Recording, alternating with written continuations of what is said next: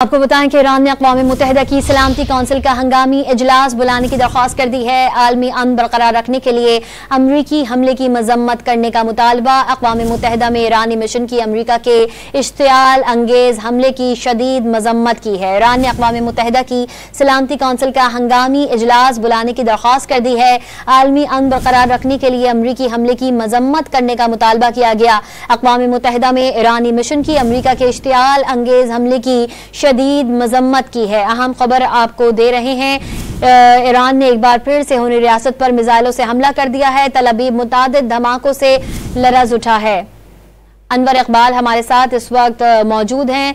अनवर साहब, ईरान ने एक बार फिर से होनी रियासत पर मिसाइलों से हमला कर दिया है और तल अबीब मुतादिद धमाकों से लरज़ उठा है।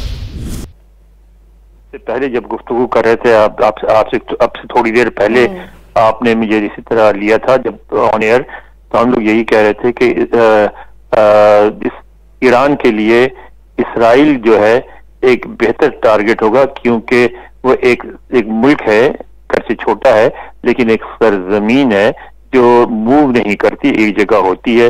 वहाँ उनके टारगेट्स भी क्लियर हैं। ईरान उस खित्ते से वाकिफ है, ईरान वहाँ कार्रवाई करता रहा है, तो उन्हें पता है कौन सी चीज कहाँ है। और अब तक ईरान के पास दो चार ऐसी चीजें, मतलब उनके पास एक फतह मिसाइल है जिसकी रफ्तार जो है बहुत ज्यादा है और उसको अब तक उन्होंने शायद इस्तेमाल नहीं किया था, तो अब वो पहली दफा उसको इस्तेमाल करेंगे। और उसके बारे में ये कहा जाता है कि उसको रोकना भी बहुत मुश्किल होता है।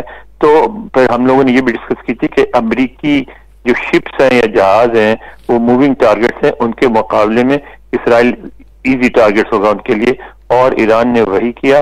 और अगर ईरान इसमें कामयाब हो जाता है, अगर उसके मिसाइल उनका जो डिफेंस सिस्टम है उसको तोड़ के अगर दो चार बड़े मिसाइल इसराइल में टारगेट से गिर जाते हैं, तो फिर सिचुएशन यकसर तब्दील हो सकती है, क्योंकि फिर उसके बाद जो है इसराइल में भी एक अवाम के अंदर तशवीश उभरेगी और वहां भी प्रेशर बिल्डअप होगा जंग रोकने का।